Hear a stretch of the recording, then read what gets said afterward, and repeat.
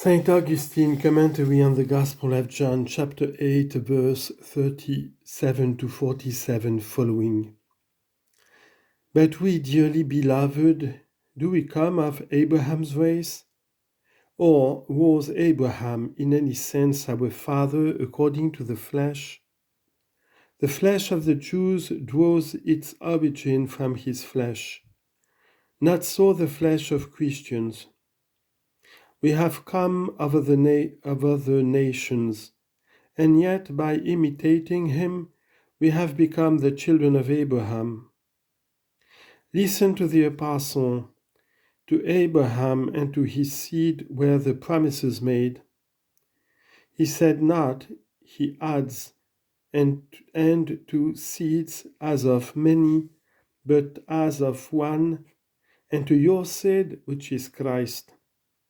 And if you be Christ's, then are you Abraham's seed and heirs according to the promise. Galatians chapter 3, verse 16 to 29. We then have become Abraham's seed by the grace of God. It was not of Abraham's flesh that God made any co-heirs with him. He disinherited the former. He adopted the latter.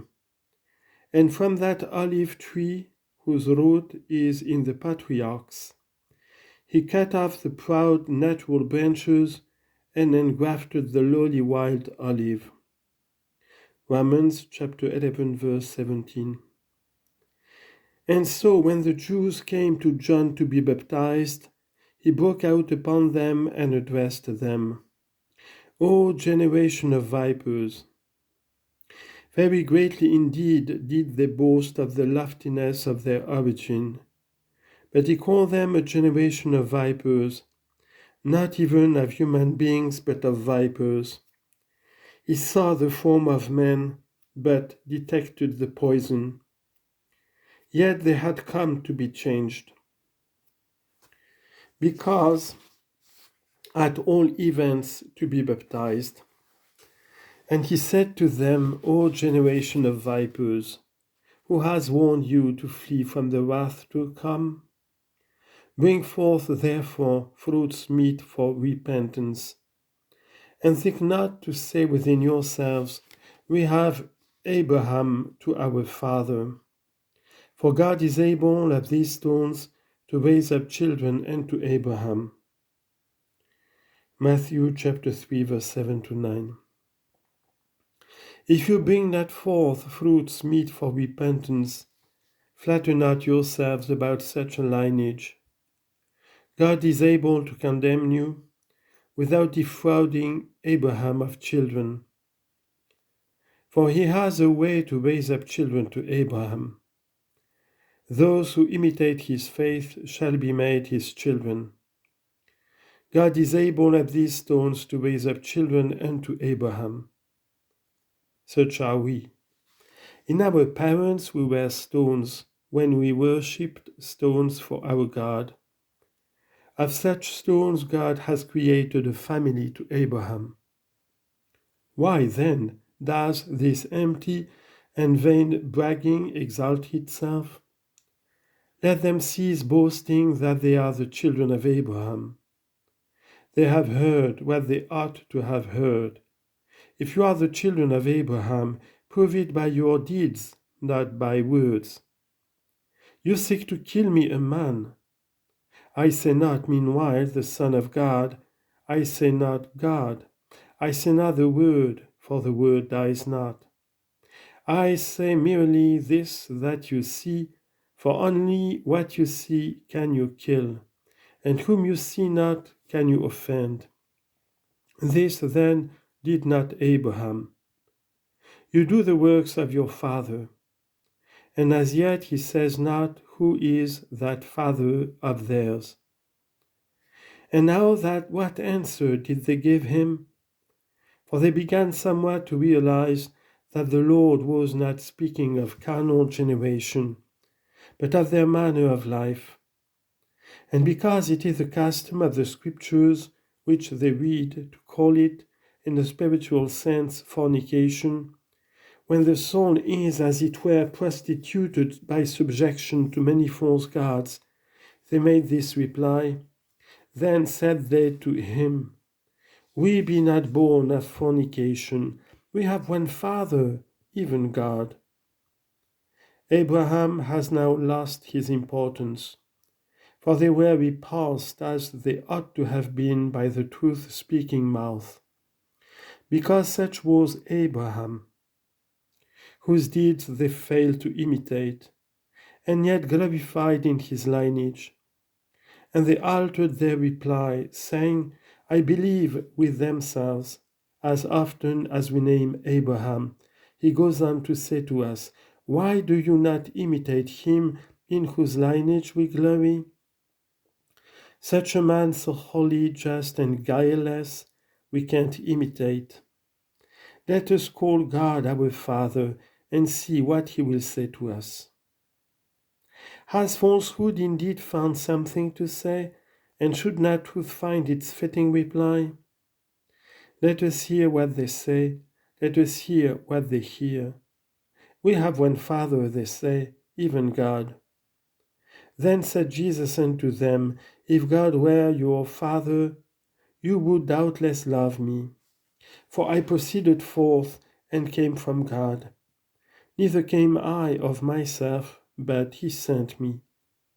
You call God Father, recognize me, then, as at least a brother. At the same time, he gave a stimulus to the hearts of the intelligent by touching on that which he has a habit of saying, I came not of myself. He sent me, I proceeded forth and came from God. Remember what we are wont to say, from him he came, and from whom he came, with him he came. The sending of Christ, therefore, is his incarnation. But as respects the proceeding forth of the word from God, it is an eternal procession. Time holds not him by whom time was created. Let no one, by saying in his heart, before the word was, how did God exist? Never say, before the word of God was. God was never without the word, because the word is abiding, not transient. God, not a sound, by whom the heaven and earth were made, and which passed not away with those things that were made upon the earth. From him, then, he proceeded forth as God, the equal, the only Son, the Word of the Father, and came to us, for the Word was made flesh, that he might dwell among us. His coming indicates his humanity, his abiding, his divinity. It is his Godhead towards which, his humanity whereby we make progress. Had he not become that whereby we might advance, we should never attain to him who abides ever. Why, he says, do you not understand my speech? Even though you can't hear my word. And so they could not understand, because they could not hear. And whence could they not hear, but just because they refused to be set right by believing? And why so? You are of your father the devil. How long do you keep speaking of a father? How often will you change your fathers, at one time Abraham, at another God? Hear from the Son of God, whose children you be. You are of your father the devil. Here now we must beware of the heresy of the Manichaeans, which affirms that there is a certain principle of evil and a certain family of darkness with its princes, which had the presumption to fight against God, but that God, not to let his kingdom be subdued by the hostile family, dispatched against them, as it were, his own offspring, princess of his own kingdom of light, and so subdued that race from which the devil derives his origin.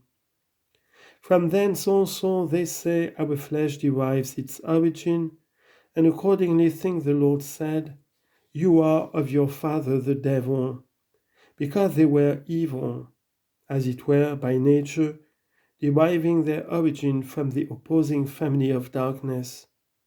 So they err, so their eyes are blinded, so they make themselves the family of darkness by believing a falsehood against him who created them.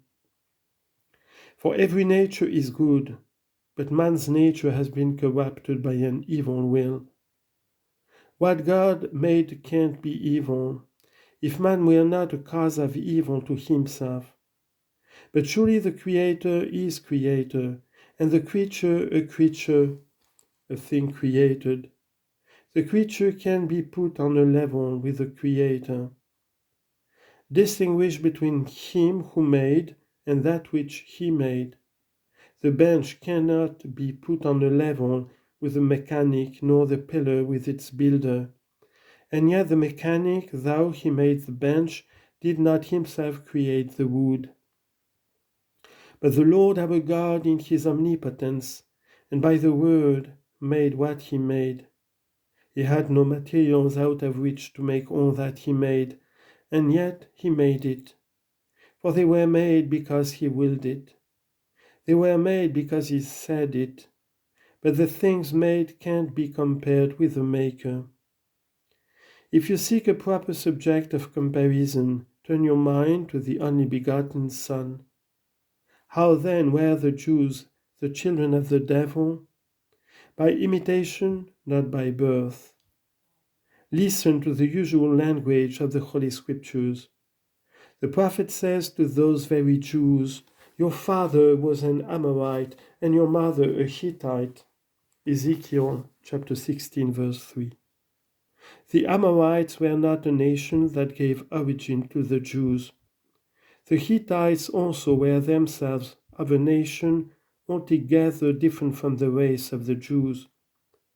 But because the Amorites and Hittites were impious, and the Jews imitated their impieties, they found parents for themselves, not of whom they were born, but in whose damnation they should share, because following their customs.